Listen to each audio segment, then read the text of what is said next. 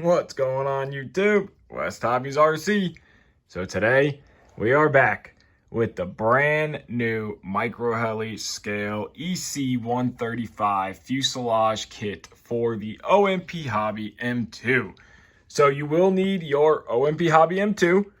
So you're going to need your OMP Hobby M2. And then MicroHeli has just released this incredible scale fiberglass fuselage. Great attention to detail. Paint quality is fantastic. They really did a great job. You get a nice set of 3D printed scale landing gear. And of course, we are going to do the 4-rotor head. So you can do a 4-bladed head. That is an option. You don't have to. You can stick with your original 2-blade, but we are going to go 4-blade. So we are going to get started by tearing down the M2. So with the EC-145 fuselage, you don't need your tail boom. So your tail motor goes to this really nice aluminum motor mount that they have included with the body. So your motor is going to screw right here with 3 screws, and you get all the screws you need. So you get your 3 longer tail motor mount screws and your 4 longer skid screws. So the fuselage screws through the bottom and goes into the bottom of the OMP M2 where the original skids bolt to. So I'm going to go ahead, get the boom off of this thing. I'm going to get my rotor head off just because, again, we are going with the 4-blade. So I'm going to get the head off, rotor head off, tail boom, and tail motor wires. You're going to pull all that out. So let's get that. So we went ahead, got everything disassembled. We got our skids off. We got our boom off. We got our tail motor wires out. Went ahead, got the MicroHeli aluminum 4-bladed swash plate on. So we are ready to just throw the head on and pop our link. So we're going to set that guy aside. We got our tail motor here. Now, if you guys watch the channel, you'll know that months and months ago, I showed how to fix your tail motor after I cut the boom off in a crash.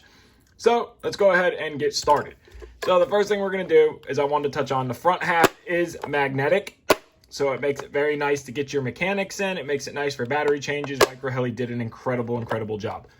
So we're going to set the front half aside, and we are going to start with mounting our tail motor. So we are going to take our tail motor wires, slide it through the boom here, and we are just going to kind of fish this through. Now you can use a wire if you want to pull it through, but it's an open boom, so it should just slide all the way through. And then we are going to take our included screws. So they are going to give you these little there's 3 of these. They're a little bit longer, so you can take, and another good way for adding Loctite to little screws is take a little bag with some Loctite on it. Just dip your screw in there, and that way you don't accidentally get too much or not enough. So we are going to, and make sure it's a clean bag, like a new bag, not something that's got grease and stuff all over it. So we're going to take our tail motor, and we are going to just slide through this boom mount, and we are going to get this first screw started. Snug it up, grab your next one, mount the other 2. Now that we got that last one snugged up, I like to go around and just make sure they are all nice and snug, tightened up. So now our tail motor is on, spins freely. Screws are a little short, but they don't stick through, which is perfect because you don't want a screw to touch the motor. It will kill it. So now our tail motor wires are ran through here. So now the next step is going to be grabbing the mechanics. Now this part can be a little bit tricky, but what I ended up doing when I took my tail motor wires out is I put the servo back in, and we are going to run the wires on the outside to plug into here. So you're going to have to fish these wires and plug this into here, and you are going to have to take your canopy post. Oh, you can leave the canopy post on. So the mechanics kind of slide into the body. You got to kind of wiggle them around. We might have to take these push rods off, and I think we're going to have to take the push rods off. So let me figure out how to get the mechanics in the body. Okay, so what I just went ahead and did, use some needle nose, and I plugged in my tail motor wires. Now double and triple check that those wire direction and color is correct, because it is not easy to get this in, and it would really suck to have to pull it back apart. So now what we're going to do is carefully try to get this and wiggle it into the actual body itself. Now if I was to take these posts off, it would make life so much easier. And there we go. So now the mechanics fit right in, a little bit of wiggling, you can get it to drop down and fit into place. So now everything is fitting into place. we can also kind of move these wires up and out of the way. So now we are ready to actually screw the mechanics into place. So you'll notice right here through the bottom, they're gonna go through these screws right here. So we're gonna grab our skids here. Oops, sorry guys, I didn't mean to knock in D. We're gonna grab our skids here. We're gonna grab 4 of these long screws. So there's gonna be 4 of these guys. And all you're gonna do is go in, skids are gonna go on this way. You're gonna run your screws in through the bottom, hold the mechanics into place, wiggle it around, and get your screws started. So once you got 2 screws, I got 1, 2, come back in with my 3rd screw. None of them are tightened up. They are all just snugged up. I wanted to wait until I get all 4 screws ran all the way down before I came back to tighten them up. So of course, put Loctite on your last screw. Come in through the bottom here. Run that screw into place. Now we're gonna go ahead and tighten them all down. So I'm just gonna cross tighten them down. And once they stop, I'll just keep moving my way around. And then do your last one. So now that we got all 4 screws in, our mechanics are mounted, tail motor's mounted, everything is right and ready. So now all that's left is the head. But this thing just looks so good. It makes the M2 feel so much bigger. Now that I got the EVO and I have the S2, the M2 doesn't really get flown that much. So this is the perfect candidate for it. So now we're gonna take our rotor head and we are going to put the main shaft hole up on the rotor head. You'll notice here, we're gonna flip all these guys up and out of the way, at least try here. You will notice that the side that has more to it is the side that's threaded. So we're gonna take our screw with Loctite and we are going to get these arms, kind of finesse them down into place here. Rotate this. You're gonna probably wanna go ahead and pop all these on before putting your screw in, or at least get them right there and close. Slide the head down, get your screw ready,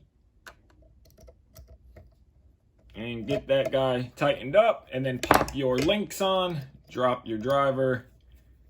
You guys already know the deal. Tighten that up, now pop your links on.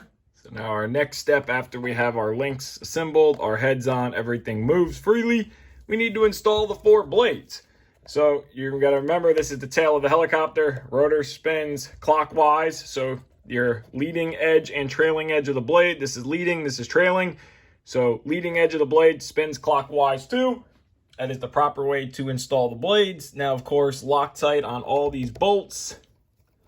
Go ahead, get these screws ran down, and you will go with all 4 blades, tighten everything up. And now all 4 blades are on. So again, rotor clockwise, leading edge, trailing edge, so leading edge, leading edge, leading edge, leading edge, it's all gonna spin clockwise. So now the rotor head is on, the helicopter is fully assembled, and you can still get battery changes in and out, super nice. But that they made the whole front open up, so it's really big, a lot of room. You can still get to your pull tab right here, get your battery in and out. Helicopter feels great, it's balanced good. Your top front canopy mount hatch pops right into place, super strong, not going anywhere. Fitment is fantastic. Let's go ahead and see what this thing looks like. Now, that is a good looking M2. Would you look at that? MicroHeli did an incredible job. That 4-blade head just completes the absolute look of the EC-135.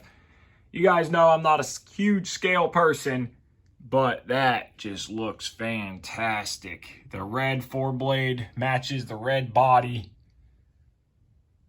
They engineered and did a incredible job. I cannot wait to fly this thing, see what it's like. You guys know we'll do some loops and rolls, little bit of 3D, but MicroHeli, huge thank you for sending this out to me. I greatly appreciate it. Thank you so much for allowing me to do this. I want to thank each and every one of you guys for watching this. I hope you guys enjoy this. If you want it, it'll be linked in the description below. It will also fit the M2 EVO, And the head will fit too with the extended arms. With these arms right here, you can use this 4-blade rotor with the M2 EVO. So there they are right there. And I know you guys are going to want to know how much it weighs. It's ready to fly, so let's weigh. So ready to fly with a Gens Ace 703S battery, zeroed out scale. We are coming in at 15 ounces, ready to fly. And that is 426 grams. So it added quite a bit of weight to a stock M2, but we don't care about weight because it looks so good, and it's not going to be sitting there being flown with Smack 3D. So there you guys go. MicroHeli EC-145 scale body for the OMP Hobby M2, as well as M2 EVO. So I want to thank you guys so much for watching. Give this video a like, subscribe, take care, and have a great day.